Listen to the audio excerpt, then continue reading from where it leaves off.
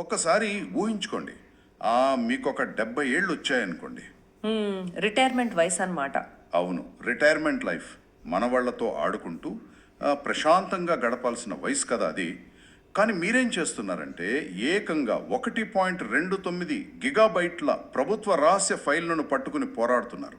1.29 GB. బాబోయ్. అవును, ఆ వయసులో ఒక ప్రొఫెషనల్ స్కానర్ ముందు కూర్చుని మీ సొంత డబ్బును మీరు తీసుకునేందుకు, మీరు అర్హులని నిరూపించుకోవడానికి సిస్టంతో యుద్ధం చేస్తున్నారు.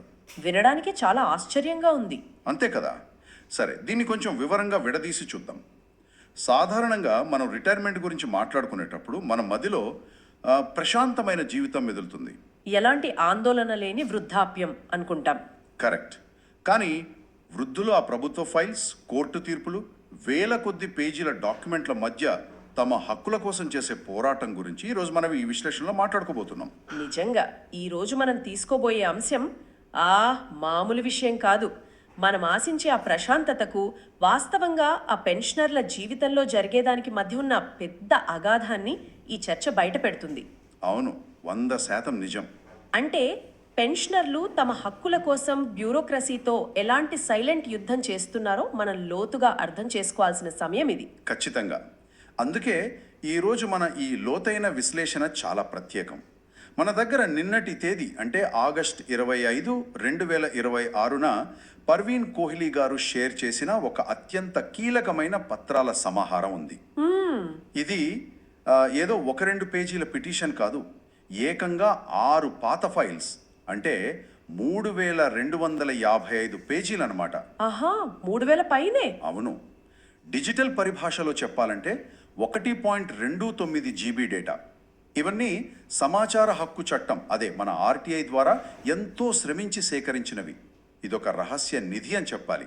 ఆ పదం కరెక్ట్, రహస్య నిధి. ఎందుకంటే 1.9 జీబీ డేటా అనేది కేవలం టెక్స్ట్ రూపంలో ఉండటం అంటే అక్షరాల అదొక మహాసముద్రం. నిజమే. ఒక పీడిఎఫ్ డాక్యుమెంట్లో వేలాది పేజీల సమాచారం. అసలు ఆశ్చర్యం కలిగించే విషయం ఏంటంటే ఈ డాక్యుమెంట్లు కనీసం ఈపీఎఫ్ఓ అంటే ఎంప్లాయీస్ ప్రావిడెంట్ ఫండ్ ఆర్గనైజేషన్ వారి జోనల్ లేదా రీజనల్ ఆఫీసుల్లో కూడా ఎవ్వరికీ అందుబాటులో లేవు. వెయిట్, అంటే ఒక సామాన్య పెన్షనర్ తన ఊర్లో ఉన్న ఆఫీస్కి వెళ్ళి తన పెన్షన్ గురించి ఏదైనా అడిగితే ఈ వివరాలు దొరకవన్నమాట. దొరకవు, అస్సలు దొరకవు. ఎందుకు దొరకవు? కనీస ప్రాథమిక సమాచారం కింది స్థాయి ఆఫీసుల్లో ఉండాలి కదా. అది కనీస బాధ్యత కాదా? పైకి అలానే అనిపిస్తుంది, కానీ ఇక్కడే వాళ్ళు ఒక అదృశ్య గోడ నిర్మించారు. ఈ ఫైల్స్ అన్ని నేరుగా ఢిల్లీలోని ఈపీఎఫ్ఓ హెడ్ క్వార్టర్స్కు పరిమితం చేశారు. ఓ, ఢిల్లీలో ఉన్నాయన్నమాట.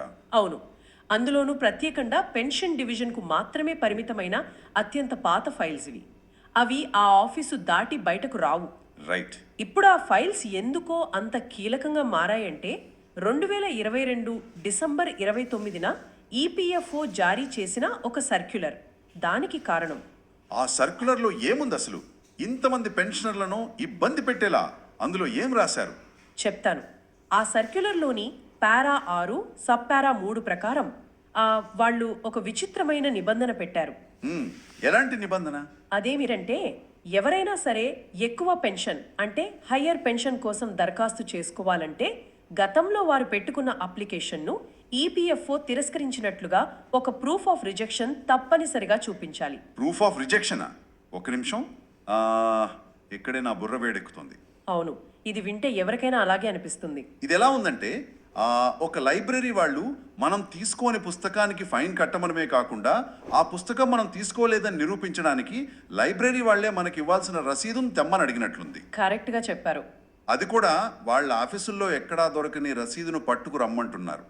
అసలు ఒక అప్లికేషన్ రిజెక్ట్ అయిందని నిరూపించుకోవాల్సిన బాధ్యత ఆ అప్లై చేసిన వాళ్ళ మీద పెట్టడం ఏ రకమైన న్యాయం అండి? నిజమే. సిస్టమ్ దగ్గరే ఆ రికార్డ్స్ ఉండాలి కదా. లైబ్రరీ రసీదుల పోలిక భలే సరిపోయింది. దానికి కొంచెం కలుపుదాం. ఆ లైబ్రేరియన్ ఆ రసీదును ఢిల్లీలోనే ఒక చీకటి గదిలో ఉన్న బీరువాలో దాచేశాడు అనుకోండి. అవును, దాచేసి మీరు ఆ రసీదు తెస్తేనే మీ పని అవుతుంది అని రూల్ పెట్టాడు. ఇప్పుడు అర్థమైందా ఈ పాత ఫైల్స్ ఎందుకు నిధి లాంటివో? ఓహో, అంటే ఆ తిరస్కరణ పత్రాలు అన్నీ ఇప్పుడు మనం మాట్లాడుకుంటున్న ఈ పాత ఫైల్స్ లోనే ఉన్నాయా? అంతే కదా. ఆ ప్రూఫ్ ఆఫ్ రిజెక్షన్ లెటర్స్ అన్నీ ఈ 3255 పేజీల ఫైల్స్లోనే భద్రంగా దాగి ఉన్నాయి. వావ్, అంటే వాళ్ళు అడుగుతున్న ఆధారాలు వాళ్ళ దగ్గరే ఉన్నాయన్నమాట. కానీ సామాన్యులకు అందకుండా హెడ్ క్వార్టర్స్లో దాచేశారు. అక్షరాలా అదే జరిగింది. హెచ్ఆర్ డైరీ, డిఎస్ఐడిసి, ఆర్ఐఎన్ఎల్, అలాగే విశాఖపట్నం స్టీల్ ప్లాంట్, సేల్ లాంటి ఎన్నో ప్రభుత్వ రంగ సంస్థలకు చెందిన వృద్ధ పెన్షనర్లు కోహ్లీ గారి దగ్గరకు వచ్చారు. వాళ్ళు వచ్చి ఆ పత్రాల్లోని తమకు సంబంధించిన ఆ రిజెక్షన్ లెటర్స్ చూసుకున్నప్పుడు వాళ్ళ కళ్ళల్లో ఆనందం అంతా ఇంతా కాదు. అప్పటి వరకు గాల్లో కలిసిపోయిందనుకున్న వాళ్ళ హక్కు మళ్ళీ ప్రాణం పోసుకుంది. ఇది వినడానికి చాలా బాగుంది, ఒక రకంగా ఎమోషనల్ కూడా. కానీ నాకు ఒక ప్రాథమికమైన సందేహం ఇక్కడ. అడగండి. అసలు ఈ తిరస్కరణల పర్వం ఎందుకు మొదలైంది?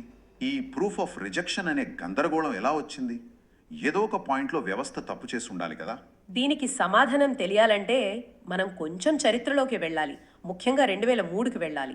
ఓకే, 2003లో ఏం జరిగింది? నవంబర్ 11, 2003 నాడు ఓటిస్ ఎలివేటర్ జడ్జ్మెంట్ అని ఒక తీర్పు వచ్చింది. Otis elevator judgment. అవును. ఈ తీర్పు రాకముందు పెన్షన్ లెక్కించడానికి ఒక పరిమితి, అంటే ఒక సీలింగ్ ఉండేది. అంటే మీ వాస్తవ జీతం నెలకి 50,000 సరే, పిఎఫ్ కంట్రిబ్యూషన్ కోసం కేవలం 6,500 రూపాయలనే ప్రాతిపాదికగా తీసుకునేవాళ్ళు. అంటే అప్పట్లో ఉన్న లిమిట్ అదనమాట. అవును, అప్పటి లిమిట్ ప్రకారం పెన్షన్ కూడా దాని ప్రకారమే చాలా తక్కువ వచ్చేది. ఓహో, అంటే వాస్తవానికి ఎక్కువ జీతం ఉన్నా కూడా ఒక సీలింగ్ పెట్టి తక్కువ పెన్షన్ ఇచ్చేవారనమాట. మరి ఈ ఓటీస్ జడ్జిమెంట్ ఏం చెప్పింది? ఈ ఓటీస్ తీర్పు ఒక స్పష్టమైన మార్గదర్శకం ఇచ్చింది. ఉద్యోగులు ఆ సీలింగ్తో సంబంధం లేకుండా తమ వాస్తవ వేతనం ఆధారంగా కంట్రిబ్యూట్ చేసుకునే హక్కు వారికి ఉందని కోర్టు తీర్పిచ్చింది.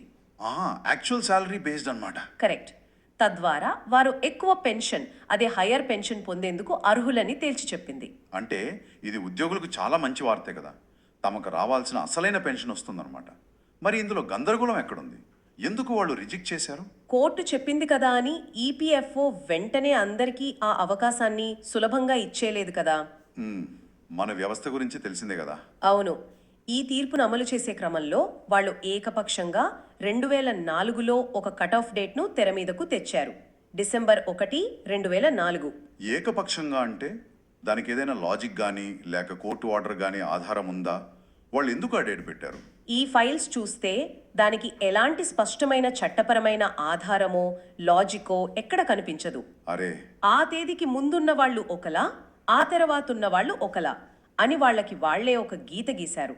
అసలు దారుణం అక్కడితో ఆగలేదు తెలుసా. ఇంకా ఉందా?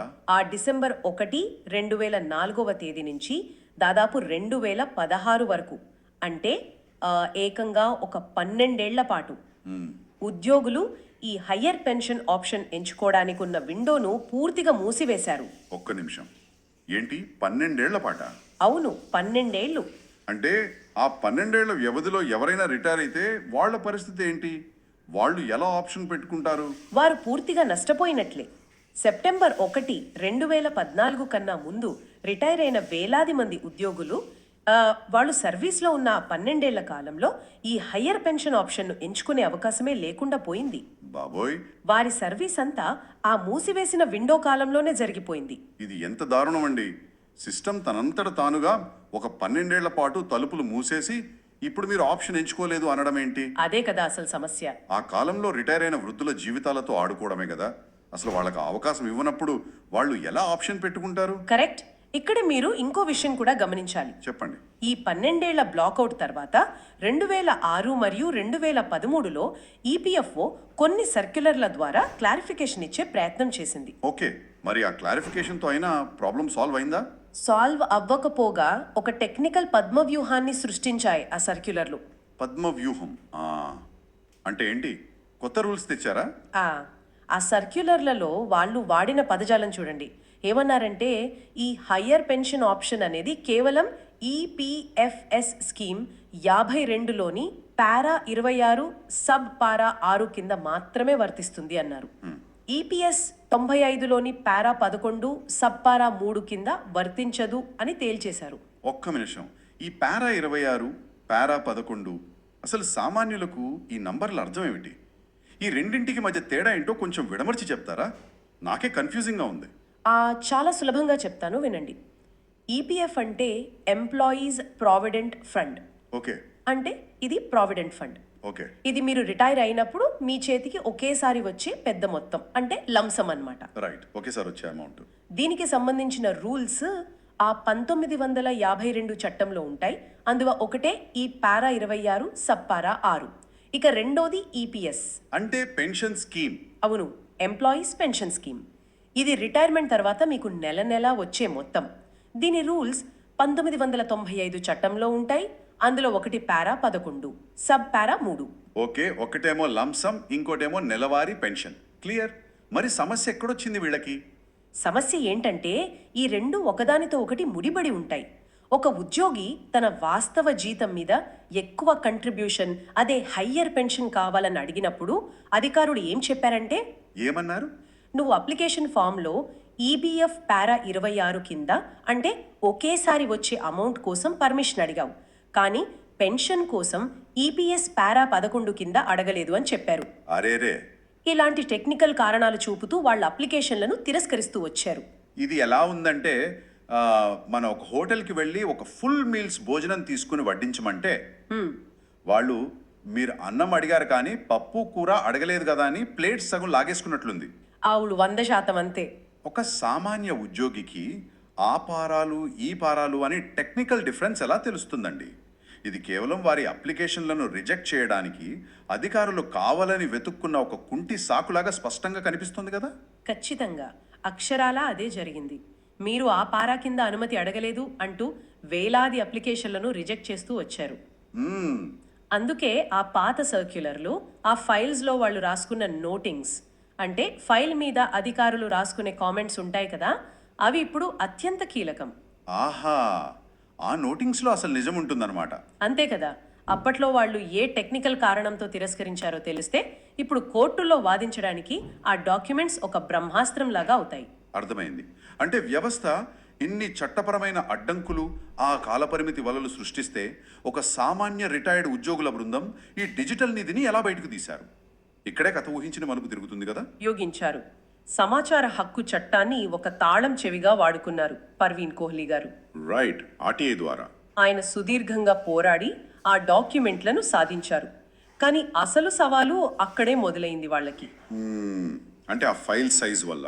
అవును, 1.29 GB డేటా, 3255 పేజీల దుమ్ము పట్టిన కాగితాలు. వీటిని దేశవ్యాప్తంగా ఉన్న లక్షలాది మంది పెన్షనర్లకు ఎలా చేరవేయాలి? అది పెద్ద టాస్క్. నిజమే. పైగా అవన్నీ పాత కాగితాలు కదా, వాటిని స్కాన్ చేయడం అంటే మామూలు విషయం కాదు. ఇక్కడే ఈ ప్రాసెస్ గురించి చదివినప్పుడు నాకు నిజంగా గూస్ బంప్స్ వచ్చాయి. అవును, చాలా ఇన్స్పైరింగ్గా ఉంటుంది. ఇది ఎలా ఉందంటే ఎక్కడో మట్టిలో కూరుకుపోయిన డైనోసార్ ఎముకల కోసం పురావస్తు శాఖ వాళ్ళు తవ్వకాలు జరుపుతారు కదా, అలా టెక్నాలజీ సాయంతో ఈ వృద్ధులు తమ ఆర్థిక భవిష్యత్తు కోసం చేస్తున్న అతిపెద్ద డిజిటల్ ఆర్కియాలజీ ఇది. డిజిటల్ ఆర్కియాలజీ, చాలా అద్భుతమైన పదం వాడారు మీరు ఇక్కడ. థ్యాంక్స్. ఆ తవ్వకాలు ఎలా జరిగాయో ఆనాటి దృశ్యాన్ని ఊహించుకుంటే మనం నిజంగా ఆశ్చర్యపోతాం. మిస్టర్ మెహతా మరియు మిస్టర్ లాల్ అనే ఇద్దరు పెన్షనర్లు. వాళ్ళు ఏం చేశారు? వీళ్ళిద్దరూ ఎప్పుడైతే ఆ ఫైల్స్ యొక్క ప్రాముఖ్యతను గుర్తించారో ఏమాత్రం ఆలోచించకుండా తమ స్వంత ఖర్చుతో ఒక ప్రొఫెషనల్ స్కానర్ను నియమించారు. తమ స్వంత ఖర్చుతోనా? ఎందుకు? గవర్నమెంట్ ఫైల్స్ కదా, వీళ్ళెందుకు ఖర్చు పెట్టారు? ఎందుకంటే అది వాళ్ళ ఒక్కరి సమస్య కాదు, దేశవ్యాప్తంగా ఉన్న లక్షలాది మందికి ఉపయోగపడే పని అని వాళ్ళు బలంగా నమ్మారు. గ్రేట్. జనవరి 14, 2023వ తేదీన ఒక చలికాలం ఉదయం మొదలు పెడితే రాత్రి పొద్దుపోయే వరకు స్కానింగ్ చేశారు. రోజంతా అన్నమాట. అవును, పర్వీన్ కోహ్లీ గారి ఇంట్లోనే ఆ ప్రొఫెషనల్ వ్యక్తి కూర్చుని ఆ 3200కు పైగా ఉన్న పేజీలను ఒక్కొక్కటిగా స్కాన్ చేశారు. బాబోయ్, ఒక్కొక్క పేజీనా? అవును, ఒక రోజంతా 1000 పేజీలు. వయసు మీద పడిన ఆ వృద్ధుల సమక్షంలో శారీరకంగా అది ఎంత అలసటతో కూడుకున్న పనో ఊహించండి. నిజంగా ఒక సినిమా సీన్లా అనిపిస్తోంది నాకు. కానీ ఇక్కడ నాకు చిన్న అనుమానం. అడగండి. స్కాన్ చేసినంత మాత్రాన ఆ 3200 పేజీల్లో మనకు కావలసిన ఆ ఒక్క రిజెక్షన్ లెటర్ ఎక్కడుందో వెతుక్కోవడం ఎలా? చాలా మంచి ప్రశ్న. అంటే అది గడ్డివాములో సూదిని వెతికినట్లే కదా. ఒక 70 ఏళ్ల వృద్ధుడు ఆ పెద్ద పీడిఎఫ్ ఫైల్ ఓపెన్ చేసి 1000 పేజీలు ఎలా చదవగలడు? అక్కడే వాళ్ళు అద్భుతం చేశారు. వాళ్ళు టెక్నాలజీని ఒక పదునైన అస్త్రంగా వాడుకున్నారు. ఆ ఫైల్స్ను కేవలం ఫోటోలాగా స్కాన్ చేసి వదిలేయకుండా కోహ్లీ గారి సూచన మేరకు దానికి ఓసీఆర్ ఫెసిలిటీని యాడ్ చేశారు. ఓ, ఓసిఆర్ అంటే ఆప్టికల్ క్యారెక్టర్ రికగ్నిషన్ కదా. అవును, అంటే ఆ ఇమేజ్ డాక్యుమెంట్లలో ఉన్న అక్షరాలను కంప్యూటర్ లేదా మొబైల్ చదవగలిగే టెక్స్ట్ లాగా మార్చడం అన్నమాట. ఖచ్చితంగా. ఈ యొక్క టెక్నాలజీ జోడించడం వల్ల పెన్షనర్ల పని ఎంత సులువైందో తెలుసా? ఒక పెన్షనర్ ఆ పెద్ద పీడిఎఫ్ ఫైల్ ఓపెన్ చేసి కళ్ళు కాయలు కాచేలా పేజీలు తిప్పాల్సిన అవసరమే లేదిప్పుడు. ఆహా, అంటే డైరెక్ట్గా సెర్చ్ చేసుకోవచ్చా? అవును, సింపుల్గా అందులోని సర్చ్ బాక్స్లో తన పేరు కానీ లేదా తన సంస్థ పేరు, ఉదాహరణకు స్టీల్ అనో ఆర్ఐఎన్ఎల్ అనో టైప్ చేసి ఎంటర్ నొక్కితే చాలు. సూపర్. ఆ 3200 పేజీల్లో ఆ పేరు ఎక్కడుందో సెకండ్లలో తెలిసిపోతుంది. ఆ అక్షరాలను వాళ్ళు కాపీ చేసుకోవచ్చు లేదా ప్రింట్ కూడా తీసుకోవచ్చు. మైండ్ బ్లోయింగ్ అండి. అసలు వాళ్ళు కేవలం ఇన్ఫర్మేషన్ సాధించడమే కాదు, దాన్ని సామాన్యులు ఎలా ఈజీగా వాడుకోవాలో కూడా ముందే ఆలోచించారు. అంతేకాదు, ఈ సమాచారాన్ని దేశం నలుమూలలా చేరవేయడంలో బెంగళూరుకు చెందిన మిస్టర్ రామస్వామి గారి పాత్ర కూడా మనం ఇక్కడ తప్పక మాట్లాడుకోవాలి. ఆయన ఏం చేశారు? ఆయన అనారోగ్యంతో బాధపడుతున్నప్పటికీ ఆ పెద్ద పెద్ద ఫైల్స్, లింక్స్ను వాట్సాప్ గ్రూపుల్లో షేర్ చేయడానికి వీలుగా చిన్న బిట్లీ లింక్స్గా మార్చి అందరికీ పంపించారు. బిట్లీ లింక్స్ వాట్సాప్లో ఈజీగా షేర్ చేయడానికి? అవును, ఇదంతా ఎవరికి వారు బాధ్యత తీసుకుని ఒక్క పైసా ఆశించకుండా చేసిన ఒక అద్భుతమైన టీం వర్క్. సామాన్యుల పవర్ అంటే ఇదే. ఇదంతా వింటుంటే ఒకవైపు వాళ్ళ పట్టుదల చూసి ఆశ్చర్యం వేస్తోంది, కానీ మరోవైపు మన వ్యవస్థల పనితీరు మీద విపరీతమైన కోపం వస్తోంది నాకు. నిజమే, ఎవరికైనా అలాగే అనిపిస్తుంది. ఈ డాక్యుమెంట్లన్నీ వాళ్ళు పడ్డ ఈ శారీరక మానసిక శ్రమ అంతా కేవలం ఆ 2022 సర్క్యులర్లోని ఆ పారా 6 సబ్ పారా 3 సృష్టించిన ఒక చిన్న అవరోధాన్ని దాటడానికే కదా ఇదంతా. అవును, కానీ ఈ పత్రాలు సాధించింది కేవలం ఆ అవరోధాన్ని దాటడం మాత్రమే కాదు. మరి ఇంకేం సాధించేయి అంటారు? రేపు కోర్టుల్లో కేసులు వేసినప్పుడు పెన్షనర్ల తరఫున వాదించే న్యాయవాదులకు, అంటే ఆ లర్న్డ్ అడ్వకేట్స్ ఉంటారు కదా, వాళ్లకు పరిస్థితిని వివరించడానికి ఇవి అత్యంత శక్తివంతమైన ఆయుధాలు. ఆహా, కోర్టులో సాక్ష్యాలుగా పనిచేస్తాయన్నమాట. ఖచ్చితంగా. ఆ ఫైల్స్ మీద అప్పటి అధికారులు రాసిన ఆ నోటింగ్స్, వాళ్ళ అంతర్గత చర్చలు, ఇవన్నీ కూడా పెన్షనర్ల డిఫెన్స్కి చాలా కీలకం. సాక్ష్యాధారాలతో సహా తప్పు ఎవరిదో కోర్టుకు చూపించడానికి ఇవే అసలైన ఆధారాలు. అంటే ఒక రకంగా తమ జీవితకాల పొదుపును కాపాడుకోవటానికి సామాన్యులు తమకు తాముగా తయారు చేసుకున్న ఒక డిజిటల్ కవచం ఇదన్నమాట. చాలా కరెక్ట్గా చెప్పారు. పైగా ఇది సమాచార హక్కు చట్టం అంటే ఆర్టీఐ యొక్క నిజమైన శక్తిని కూడా నిరూపిస్తోంది. అవును, ఆర్టీఐ లేకపోతే ఇదంతా సాధ్యమయ్యేదే కాదు. వ్యవస్థ పారదర్శకతను ఎంతగా కప్పిపుచ్చాలని చూసినా పౌరులకు పట్టుదల, సరైన అవగాహన ఉంటే సత్యం ఏదో ఒక రూపంలో బయటకొస్తుందనడానికి ఇదొక క్లాసిక్ కేస్ స్టడీ లాంటిది. 100%. ఆ డిసెంబర్ 1, 2004 నాటి ఆర్బిట్రరీ కట్ ఆఫ్ డేట్ వెనుక ఉన్న అసలు కారణాలు ఆ పాత ఫైల్స్లోని నోటింగ్స్ చదివితేనే బయటపడతాయి కదా. ఆ సీక్రెట్స్ అన్నీ అందులోనే ఉన్నాయి. ఒక ఏసీ గదిలో అధికారి రాసే చిన్న నోట్ లక్షలాది మంది జీవితాలను ఎలా ప్రభావితం చేస్తుందో ఆ 3255 పేజీలు సాక్ష్యంగా నిలుస్తున్నాయి. ఇదంతా విన్న తర్వాత పర్వీన్ కోహ్లీ గారు మొదలుపెట్టి రామస్వామి గారి వరకు సాగిన ఈ అద్భుతమైన డిజిటల్ ఆర్కియాలజీ గురించి తెలుసుకున్న తర్వాత నా మనసులో ఒక్కటే బలమైన ఆలోచన తిరుగుతోంది. చెప్పండి. సో అసలు ఇదంతా దేనికి సంకేతం? ఒక సామాన్య పెన్షనర్ల గ్రూప్ వృద్ధాప్యంలో ప్రశాంతంగా ఇంట్లో కూర్చోవాల్సిన వయసులో తమ సొంత డబ్బులు, సొంత సమయం వెచ్చించి టెక్నాలజీ సహాయం తీసుకుని తమ సొంత పాత డాక్యుమెంట్ల కోసం ఇంత పెద్ద పోరాటం చేయాల్సి వస్తే అసలు మన జీవిత పొదుపులను కాపాడాల్సిన వ్యవస్థల పారదర్శకత ఎక్కడ ఉన్నట్లు? చాలా వ్యాలిడ్ పాయింట్. 1.9 GB డేటా కేవలం 6 ఫైల్స్కి సంబంధించిందైతే ఇలాంటి ఇంకెన్ని లక్షల పేజీల నిజాలు, ఇంకెన్ని వేల మంది జీవితాలకు సంబంధించిన ఆధారాలు ప్రభుత్వ ఆఫీసుల్లోని ఫైల్స్లో కనీసం వెలుతురు నోచుకోకుండా దుమ్ము పట్టి ఉన్నాయో కదా. వాటన్నిటినీ వెలికితీసి స్కాన్ చేసి సామాన్యుడికి అందుబాటులోకి తెచ్చే ఆ తర్వాత పర్వీన్ కోహ్లీ ఎవరు, ఎక్కడున్నారు? నిజమే, ఇది ప్రతి ఒక్కరూ ఆలోచించాల్సిన విషయం. అవునండి, ఈరోజు మనం చర్చించిన ఈ విషయాలు శ్రోతలకు కూడా ఒక కొత్త దృక్కోణాన్ని ఇచ్చాయని ఆశిస్తున్నాను.